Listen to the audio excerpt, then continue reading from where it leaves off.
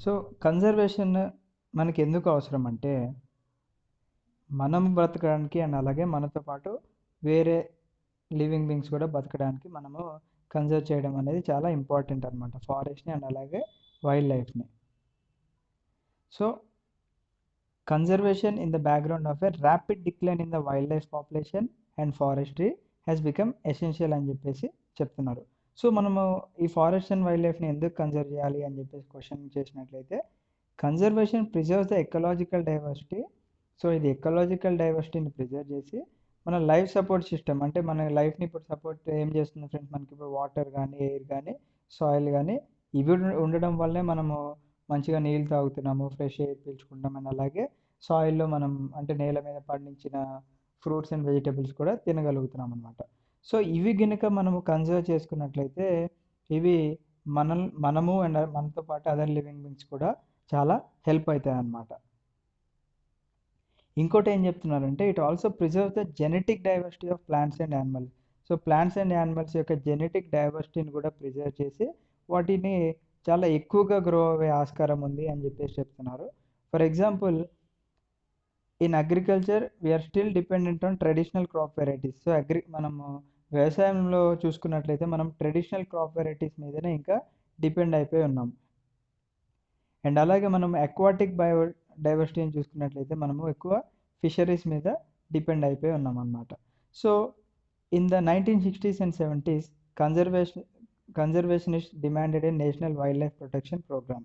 అందుకనే మనకి Indian wildlife protection act 1972ని ఇంప్లిమెంట్ చేయడం జరిగిందనమాట. సో, ఈ క్వశ్చన్ చాలా important. Indian wildlife protection act ఎప్పుడు వచ్చింది అంటే 1972. మెయిన్‌గా దేనికి వచ్చింది? సో, మనం వేరియస్ హ్యాబిటాట్స్‌ని ప్రొటెక్ట్ చేయాలి అని చెప్పేసి వాళ్ళు ఈ యాక్ట్ తీసుకురావడం జరిగింది. దీంతో పాటుగా all India list of protected species ఏవైతే ఉన్నాయో మన భారతదేశం మొత్తంలో వాటిని పబ్లిష్ చేయడం జరిగింది. అండ్ ఇంకొక మెయిన్ రీజన్ ఏంటి అంటే ఈ ప్రోగ్రామ్‌ని మనము రిమైనింగ్ పాపులేషన్ ఏదైతే ఉన్నాయో అంటే ఎండేంజర్డ్ స్పీసీస్ కానీ, నియర్ టు ఎక్స్‌టింక్షన్ ఏవైతే అవన్నీ ఉన్నాయో వాటిని మనము మంచిగా వాటిని సహకరించాలి. ఎలాగా అంటే మనం హంటింగ్ చేయొద్దు. అండ్ అలాగే వాటికి కూడా ఆ జీవరాశులకి కూడా మనము లీగల్ ప్రొటెక్షన్ ఇవ్వాలి. అండ్ ట్రేడింగ్ కూడా మనము తగ్గించాలి, వైల్డ్ లైఫ్ ట్రేడింగ్ అని చెప్పేసి వాళ్ళు చెప్తున్నారు. సో, దీనికోసం వాళ్ళు ఏం చేశారంటే మనకి చాలా స్టేట్స్‌లో మనకి national parks and wildlife శాంక్చురీస్‌ని వాళ్ళు ఎస్టాబ్లిష్ చేయడం జరిగింది. ఎందుకంటే వైల్డ్ లైఫ్‌ని ప్రొటెక్ట్ చేసుకోవడానికి. అండ్ అలాగే మనకి సెంట్రల్ గవర్నమెంట్ కూడా కొన్ని కొన్ని ప్రాజెక్ట్స్ తీసుకురావడం జరిగింది. ఎందుకంటే కొన్ని కొన్ని యానిమల్స్ ఎక్స్‌టింక్ట్ అయిపోతున్నాయని చెప్పేసి అవి కొన్ని కొన్ని ప్రాజెక్ట్స్ తీసుకురావడం జరిగిందనమాట. సో, అంటే ఏ ఏ ఏ జంతువుల్ని మెయిన్‌గా ప్రొటెక్ట్ చేయాలనుకుంటున్నారంటే వాళ్ళు టైగర్‌ని, వన్ హార్న్ రైనోసరస్‌ని, కాశ్మీర్ స్టాగర్ దాన్ని హంగుల్ అని చెప్పేసి అంటారు. అండ్ అలాగే 3 types of crocodiles, fresh water crocodile, salt water crocodile and the gharial. మళ్ళీ the Asiatic lion and others వీటిని ప్రొటెక్ట్ చేయడానికి వాళ్ళు మెయిన్‌గా కొన్ని సెంట్రల్ గవర్నమెంట్ ప్రోగ్రామ్స్ అనేవి లాంచ్ చేయడం జరిగింది. సో, దీంతో పాటుగా మనకి మన భారతదేశంలో ఉన్న Indian elephant, blackbuck, the great Indian bustard and snow leopard ఏవైతే ఉన్నాయో వాటికి కొన్ని లీగల్ ప్రొటెక్షన్ రైట్స్ అనేవి ఇవ్వడం జరిగిందనమాట. ఎవరైనా హంటింగ్ గానీ, వాటిని ట్రేడింగ్ గానీ చేసినట్టయితే వాళ్ళపైన లీగల్‌గా యాక్షన్ తీసుకోవడం జరుగుతుంది. నెక్స్ట్ వచ్చేసి మన వైల్డ్ లైఫ్ ప్రొటెక్షన్ యాక్ట్ 1972లో చేసిన నెక్స్ట్ ఇయరే 1973లో మనకి ప్రాజెక్ట్ టైగర్ అనేది ఇంట్రడ్యూస్ చేయడం జరిగిందనమాట.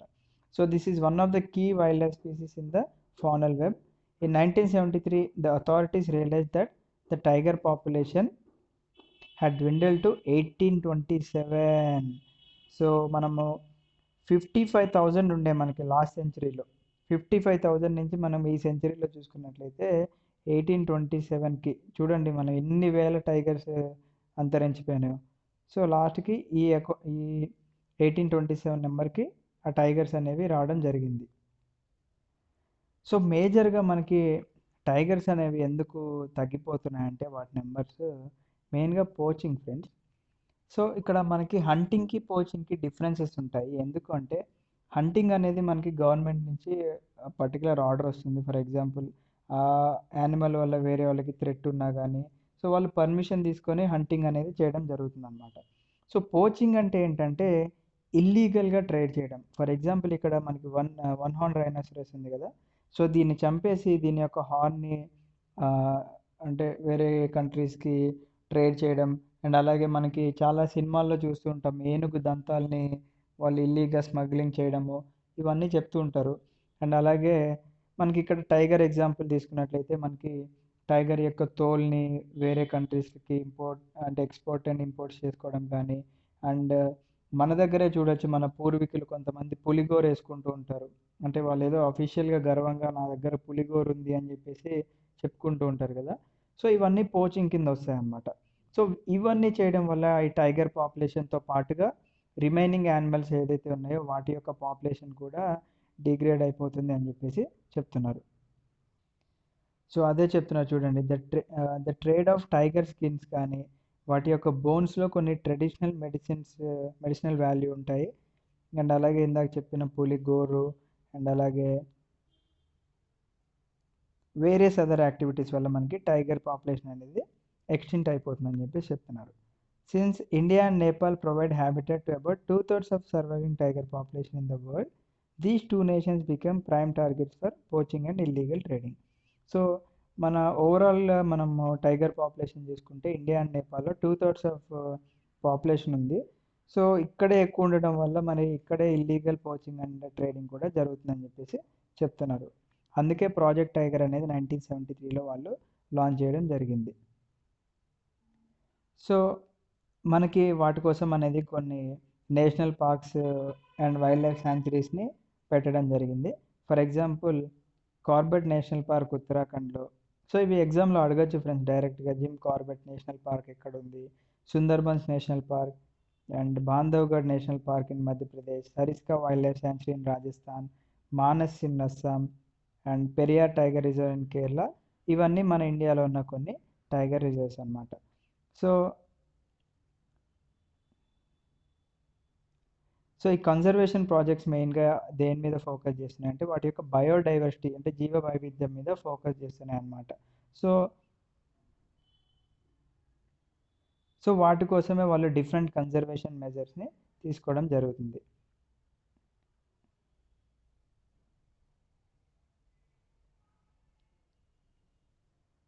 సో దాని తర్వాత మనకి 1980 అండ్ 1986లో ఈ ఒక వైల్డ్ లైఫ్ యాక్ట్‌లోనే ఒక నోటిఫికేషన్ మంజూరు చేయడం జరిగింది. ఏంటంటే several hundreds of butterflies, moths, beetles and other dragonflies కూడా ఈ లిస్ట్‌లో ప్రొటెక్టెడ్ లిస్ట్‌లో యాడ్ చేయడం జరిగిందని చెప్పేసి అంటున్నారు. అండ్ అలాగే 1991లో for the first time plants were also added in the list starting with the 6 species. So 1991లో ఈ జంతువులే కాదు మనం మొక్కల్ని కూడా పరిరక్షించాలని చెప్పేసి వాళ్ళు డిసైడ్ అయిపోయి ఒక 6 టైప్ ఆఫ్ మొక్కల్ని వాళ్ళు ఆహ్, ఈ లిస్ట్‌లో పెట్టడం జరిగిందనమాట. సో మన ఇండియాలో అసలు ఫారెస్ట్ అనేవి ఏ విధంగా ఉన్నాయని చెప్పేసి వాళ్ళు types of forest and the distribution of forest and wildlife resources అని చెప్పేసి వాళ్ళు చెప్పడం జరిగింది. సో మన ఇండియాలో most of the forest and wildlife resources మన గవర్నమెంట్ ఓన్ చేసుకొని ఉంది through forest department and other government departments. So వీటిని ద ఫాలోయింగ్ వేస్గా క్లాసిఫై చేయడం జరిగింది. ఫస్ట్ వచ్చేసి reserved forest. So reserved forest అంటే more than half of the total forest land has been declared reserve forest. So ఒక ఏరియాలో మనకి more than half of the forest land ఏదైతే ఉందో దాన్ని వాళ్ళు రిజర్వ్ ఫారెస్ట్ కింద కన్సిడర్ చేయడం జరిగింది. అండ్ రిజర్వ్ ఫారెస్ట్‌ని చాలా వాల్యుబుల్ అని చెప్పేసి ట్రీట్ చేస్తున్నారు. ఎందుకంటే వాళ్ళు మన ఫారెస్ట్ అండ్ వైల్డ్ లైఫ్ రిసోర్స్‌ని కన్జర్వ్ చేస్తున్నారు కాబట్టి వాళ్ళు ఇవి మోస్ట్ వాల్యుబుల్ అని చెప్పేసి చెప్తున్నారు.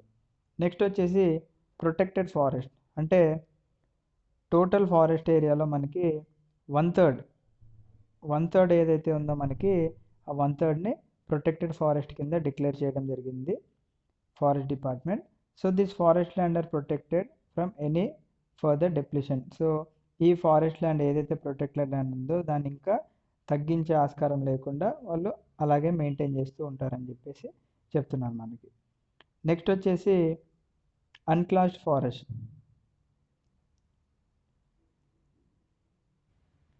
సో ఇదేంటంటే మనకి కొన్ని forest and waste lands belong to both గవర్నమెంట్కి చెందినవి అండ్ అలాగే కొన్ని ఇండివిజువల్స్ కూడా ఓన్ చేసుకొని ఉంటారనమాట. సో ఈ విధంగా మనకి 3 రకాలుగా డివైడ్ చేయడం జరిగింది: reserve forest, protected forest and unclassed forest. So దీంట్లో మనకి రిజర్వ్డ్ ఫారెస్ట్, ప్రొటెక్టెడ్ ఫారెస్ట్ ఏదైతే మనం పైన పారాలో డిస్కస్ చేసుకున్నామో they are referred to as a permanent forest కింద రిఫర్ చేసుకున్నారు. ఎందుకంటే వాళ్ళు అదే ఫారెస్ట్లో టింబర్ని అండ్ అలాగే అదర్ ఫారెస్ట్ ప్రొడ్యూస్ ఏదైతే ఉన్నాయో వాటి కోసం యూజ్ చేయడం జరుగుతుంది అన్నమాట. సో మన భారతదేశంలో మధ్యప్రదేశ్కి పర్మనెంట్ ఫారెస్ట్ ఏదైతే ఉందో అది లార్జెస్ట్ ఏరియా ఉంది అని చెప్పి చెప్తున్నారు. అంటే వాళ్ళ యొక్క టోటల్ ఫారెస్ట్ ఏరియాలో 75% మధ్యప్రదేశ్లో పర్మనెంట్ ఫారెస్ట్కి డిక్లేర్ చేయడం జరిగింది. అండ్ అలాగే Jammu and Kashmir, Andhra Pradesh, Uttarakhand, Kerala, Tamil Nadu, west Bengal and Maharashtra have largest percentage of reserve forest of it total forest. So మధ్యప్రదేశ్కి ఏమో ఎక్కువ పర్సంటేజ్ ఆఫ్ పర్మనెంట్ ఫారెస్ట్ ఉంటే ఈ పైన డిస్కస్ చేసిన దాంట్లో ఎక్కువ మనకి రిజర్వ్డ్ ఫారెస్ట్ ఉండడం జరిగిందనమాట. సో నెక్స్ట్ వచ్చేసి బీహార్, హర్యానా, పంజాబ్, హిమాచల్ ప్రదేశ్, ఒడిస్సా అండ్ రాజస్థాన్లో వాళ్ళకి ప్రొటెక్టెడ్ ఫారెస్ట్ ఉండడం జరిగింది. And all north eastern states and parts of Gujarat have a high percentage of their forests unclassed forest managed by the local communities. Okay.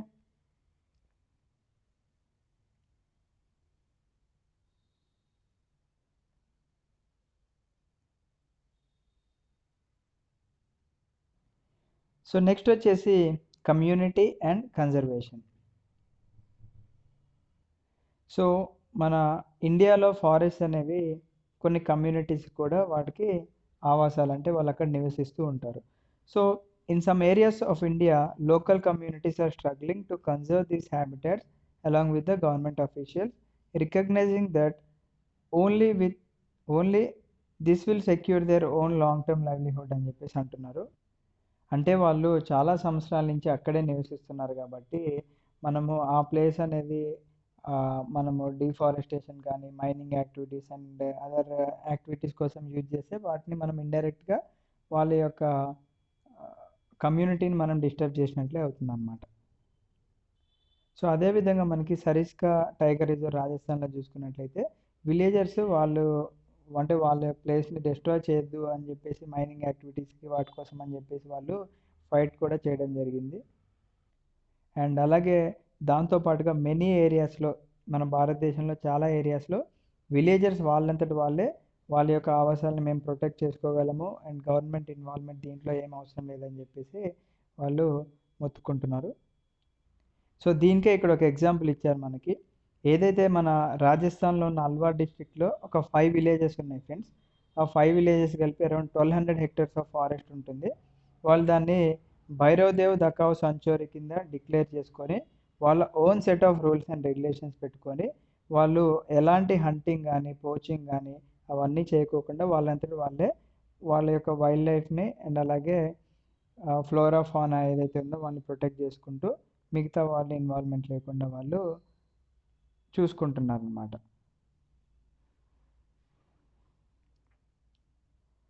So friends next వచ్చేసి sacred grooves a wealth of divorce and rare species అని చెప్పేసి చెప్తున్నారు. So ఇక్కడ sacred అంటే మనము పూజించడానికి ఉపయోగించేవి, అంటే దాన్ని Holi grooves అని చెప్పేసి అనొచ్చు. లేకపోతే మనకి ఇక్కడ గ్రూవ్స్ అంటే గ్రూప్ ఆఫ్ ట్రీస్ కానీ ప్లాంటేషన్స్. సో కొన్ని ప్లేసెస్లో ఏంటంటే ఫ్రెండ్స్ చెట్లని మనకి ఇప్పటి నుంచే కాదు కొన్ని సెంచరీస్ నుంచి పూజిస్తూ వస్తున్నారు.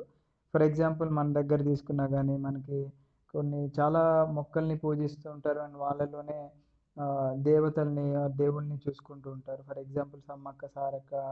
సో అలా డిఫరెంట్ ప్లేసెస్లో different people and different communities వాళ్ళు పూజిస్తూ ఉంటారు కదా.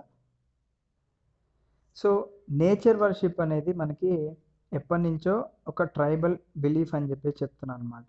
సో దీనివల్ల మనకి ఆల్ క్రియేషన్స్ ఆఫ్ నేచర్ని మనము ప్రొటెక్ట్ చేసుకుంటూ ఉన్నాము. సో ఆ నమ్మకాల వల్లనే మనకి ఇప్పటి వరకు చాలా ఫారెస్ట్ అనేవి అలానే ఉండిపోవడం జరిగినాయి. దాన్నే మనం సాక్రెడ్ గ్రోవ్స్ అని చెప్పేసి చెప్తున్నాం అనమాట. అంటే the forest of God and goddesses. So ఇలాంటి ప్లేసెస్లో ఏమవుతుందంటే లోకల్ పీపుల్ కానీ లేకపోతే బయట నుంచి కానీ ఎవరు వచ్చి ఇంటర్ఫియర్ అవ్వకుండా వాళ్ళే ఆ ఏరియాలో ఉన్న నేచర్ని వర్షిప్ చేసుకోవడం జరుగుతుందన్నమాట. సో ఇక్కడ కొన్ని ఎగ్జాంపుల్స్ ఇచ్చారు మనకి. The Mundas and Santhal of Chota Nagpur region worship mahua and kadamba trees, and the tribals of Odisha and Bihar worship tamarind and mango trees during weddings. So to many of us, people and banyan trees are considered sacred. So చాలా వరకు మనకి మర్రి చెట్టుని and అలాగే రావి చెట్టుని మనం ఎక్కువగా పూజిస్తూ ఉంటాం అన్నమాట. సో మన ఇండియన్ సొసైటీలో చాలా కల్చర్స్ ఉంటాయి. ఒక్కొక్క కల్చర్కి own set of traditional methods and traditional rules ఉండడం జరుగుతుంది. అండ్ దానివల్లే వాళ్ళు నేచర్ని కన్జర్వ్ చేస్తూ ఉన్నారని చెప్పేసి చెప్తున్నారు. అండ్ వీటితో పాటుగా మనకి కొన్ని జంతువులు తీసుకున్నట్లయితే మనకి కొన్ని టెంపుల్స్లో మనకి కోతుల్ని అండ్ కొండముచ్చుల్ని కూడా ఉండడం జరుగుతుంది. అండ్ కొంతమంది వాటిని పూజిస్తూ ఉంటారు, కొంతమంది ఆవుల్ని పూజిస్తూ ఉంటారు, అండ్ అలాగే కొంతమంది డిఫరెంట్ జంతువుల్ని పూజిస్తూ ఉంటారు అనమాట. సో దానివల్ల ఇండైరెక్ట్గా ఏం చేస్తున్నారంటే వాళ్ళు వాటిని ప్రొటెక్ట్ చేసుకోవడం జరుగుతుంది. So the famous Chipko movement హిమాలయస్లో ఎప్పుడైతే స్టార్ట్ అయిందో దానివల్ల ఆ సక్సెస్ అనేది డీఫారెస్టేషన్ని అంతరించడం చేసి తర్వాత ఏంటంటే అఫారెస్టేషన్ కూడా వాళ్ళు తోడ్పడడం జరిగింది. అంటే మొక్కల్ని పీకడం కాకుండా మొక్కల్ని నాటడం కూడా వాళ్ళు చేశారనమాట. సో దీనివల్ల వాళ్ళ యొక్క ట్రెడిషనల్ కన్జర్వేషన్ మెథడ్స్ని రివైవ్ చేయడం అండ్ అలాగే కొత్త న్యూ మెథడ్స్ని డెవలప్ చేయడం వల్ల వాళ్ళు ఇకలాజికల్ బ్యాలెన్స్ని మెయింటైన్ చేయడం జరిగిందనమాట. So Beej Bachao Andolan in Tehri and Navdanya have shown the adequate levels of diversified crop production without the use of synthetic chemicals are possible and economically viable. అంటే వాళ్ళు సింథటిక్ కెమికల్స్ ఏది యూజ్ చేయకుండా ఫార్మర్స్ అండ్ సిటిజన్ గ్రూప్స్ ఏం చేశారంటే వాళ్ళ యొక్క క్రాప్స్ని చాలా మంచిగా పండించడం చేశారనమాట. So using the traditional methods. Next వచ్చేసి Indian joint forest management program JFM furnishes a good example for involving local communities in the management and restoration of degraded forests. So JFM program వల్ల local communities కూడా ఒక చేసి వాళ్ళు కూడా ఆ ఫారెస్ట్ని ఏదైతే ఉందో డిగ్రేడ్ కాకోకుండా రీస్టోర్ చేసే ప్రోగ్రాము చేయడం జరిగిందనమాట. సో JFMని మనకి ఫస్ట్ చూసుకున్నట్లయితే ఇక్కడ ఒడిశా ఫస్ట్ రెజల్యూషన్ని పాస్ చేయడం జరిగిందనమాట జాయింట్ ఫారెస్ట్ మేనేజ్మెంట్ ప్రోగ్రామ్ కోసం. సో ఇదేంటంటే మెయిన్గా లోకల్లో ఉన్న విలేజెస్ అండ్ డిఫరెంట్ కమ్యూనిటీస్ని వాళ్ళందరినీ ఎంగేజ్ చేసుకొని వాళ్ళ యొక్క ఫారెస్ట్ని డిగ్రేడ్ కాకోకుండా ప్రొటెక్ట్ చేసే మెజర్స్ని చేపట్టడం జరుగుతుందన్నమాట. సో ఇలా చేయడం వల్ల మనకి ఎన్వైరన్మెంటల్ డిస్ట్రక్షన్ అనేది తగ్గిపోయి అండ్ ఇండియాలో ఎన్వైరన్మెంటల్ రీకన్స్ట్రక్షన్ అనేది స్టార్ట్ అవ్వడం జరుగుతుంది. అండ్ ఇది మనకే కాకుండా డిఫరెంట్ లివింగ్ బీయింగ్స్కి కూడా చాలా హెల్ప్ అవుతుందని చెప్పేసి మనకి ఫైనల్గా ఈ లెసన్లో చెప్పడం జరిగింది. అండ్ అలాగే ఇక్కడ మనకి గౌతమ్ బుద్ధుడు చెప్పిన ఒక మంచి వాక్యాన్ని చెట్టు గురించి వాళ్ళు ఇక్కడ మెన్షన్ చేయడం జరిగింది. సో ఫ్రెండ్స్ ఇది చాప్టర్ 2లో ఇది పార్ట్ 2. సో దీంతో మనకి చాప్టర్ 2 కంప్లీట్ అయిపోయింది. అండ్ అలాగే ఇక్కడ కొన్ని క్వశ్చన్స్ ఉన్నాయి. సో ఈ క్వశ్చన్స్ మీ అంతటి మీరే చూసుకొని ఆన్సర్ చేసుకుంటే మీరు కూడా ఎగ్జామ్లో చాలా సక్సెస్ అవుతారని చెప్పేసి ఆశిస్తున్నాను. Thank you friends. నెక్స్ట్ చాప్టర్తో రేపు మీ ముందుంటాను. Thank you. జై హింద్.